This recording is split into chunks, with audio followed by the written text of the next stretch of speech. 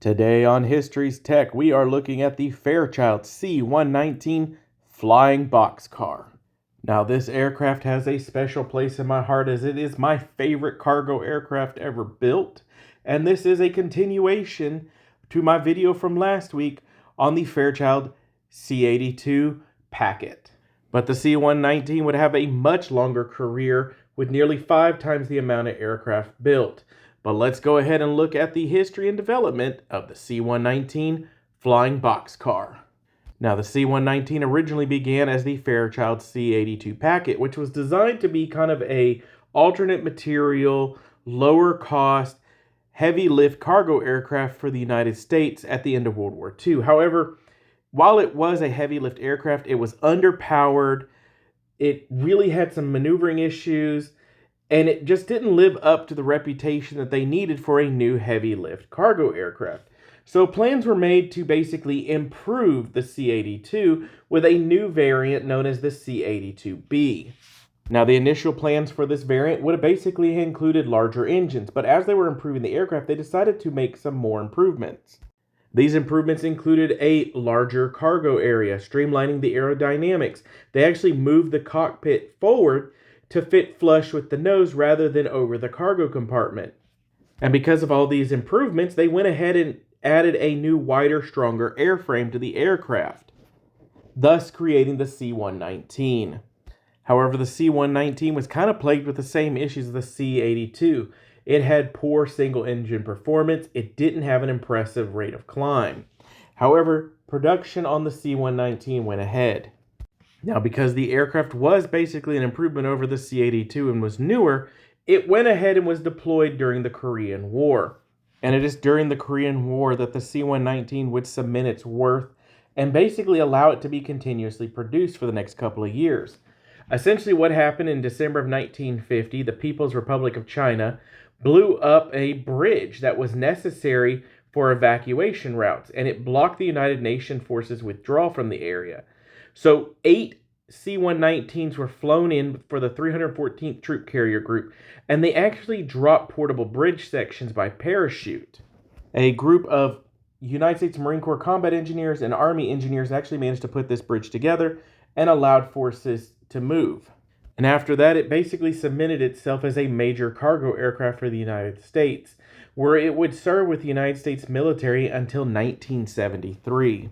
Where it would serve in a multitude of roles. In addition to being a cargo aircraft, it would be used as a troop transport. It would be used as a paratroop deployment vehicle. It would also be utilized by the CIA for various operations. It would be loaned to the French for the French Indochina conflict that would eventually become the Vietnam War.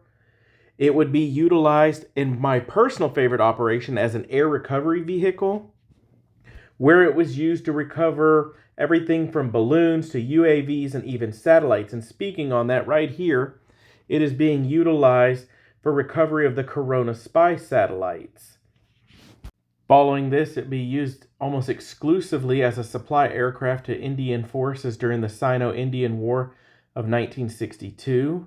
It would take place in the Indio-Pakistan War, and then, of course, very famously be a part of the Vietnam War, where it would be utilized as more than just a cargo aircraft.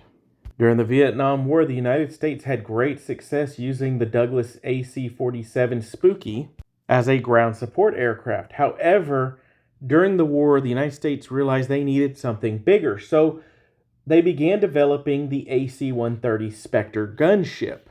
Now, the Spectre could meet all the needs that the United States needed. It could carry more surveillance gear, more weaponry, more ammunition. However, the C-130 was the main cargo aircraft of the military during the Vietnam War. So they needed to utilize more of these for cargo than they did as a gunship. So the plan was to fill the gap while they were building more C-130s with the C-119, turning it into this, the AC-119. These were equipped with 4 7.62 millimeter minigun pods, a xenon searchlight, night observation sights, flare launchers, fire control computers, and they even had a fire control safety display to prevent them from having friendly fire incidents. Now, this vehicle was originally called the Creep. The Air Force later on renamed them the Shadow, and later modifications were named the Shadow and Stinger variants. Now, sadly, by the 1970s, the United States did begin to phase out the C-119. They were relegated to National Guard and Reserve units, where they were mostly used for parachute schools, with the last reserve unit finally retiring the C-119 in 1974. Now, they were utilized by a multitude of other nations. They had been utilized in military assistance programs with Belgium, Brazil, Ethiopia, India, Italy, Jordan, Taiwan, amongst a few others. And because more than 1,000 aircraft were built, they were very popular with civilian use. Both the United States Forest Service and the Bureau of Land Management actually took in quite a few C-119s to be converted as air tankers to be used for fighting wildfires, while others were actually converted to cargo aircraft, and they were utilized around the world.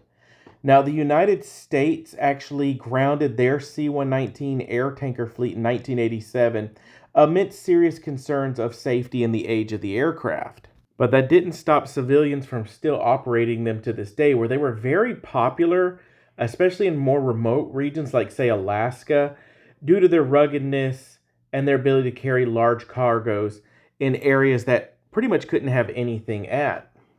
Now, in terms of variants for the aircraft, there's actually quite a few, but most of them follow the traditional setup. Upgraded engines, the attempts to put rocket or jet engines on it to improve overall flight capabilities. Now, the ones that stick out are, of course, the AC-119 gunships, both the Shadow and Stinger variants. And there were some medical transportation variants, electronic surveillance versions, but probably one of the most interesting variants of it is this, the XC-120 pack plane. This rather unique variant was a one-off experiment to create a modular aircraft, with the idea being that they could take this aircraft and these cargo pods, and the cargo pods could be utilized for different uses. You could just swap them out real quickly. They'd have independent systems.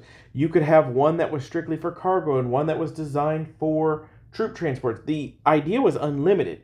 Now, it never really went beyond the testing phase. They basically abandoned it after about 1 year of testing it, and the prototype was scrapped.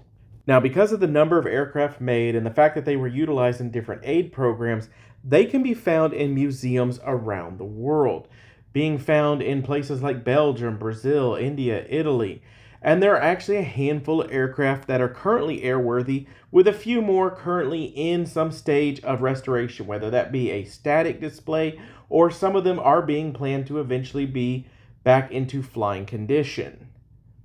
But that's it for today. I thank you for a look at my favorite cargo aircraft, an aircraft that is still flying to this day, that was designed to be an improvement, and while it didn't exceed expectations, because of its sheer number produced, its reliability, its versatility, its ruggedness, it carried on into the 21st century, and it even got to see moving beyond a cargo aircraft to being an attack aircraft, which is probably why I like the aircraft so much. But that's it for today. Thank you for joining me. I look forward to talking to you next time.